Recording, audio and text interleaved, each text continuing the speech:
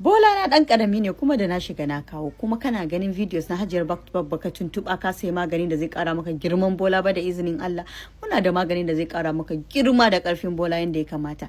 Kai kuwa gashi nan da ka shiga bola ya fara lugulugulu haka, abun da zai kara maka karfi kake so, ka zo mu baka magana da zai kara maka girma da karfin bola. Idan kuma kana da girman karfi ne babu, ka zo mu baka.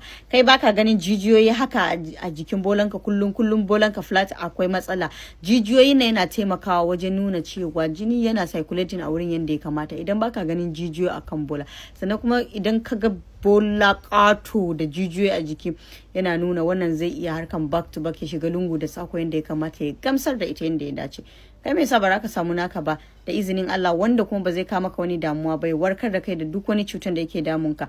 Ciwon hawan jini ne ya kawo maka damuwan bola, ko kuma ciwon shuga, ko kuma wani irin ciwo ne, ka zo mu baka maganin wanda zai warkar da kai da karfin ikon Allah ba tare da matsala ba. Maganin mu a 100% natural with zero side effect. Kar ku bari a baku labari, a ci gaba da yi back to back till janna insha Allah. Thank you.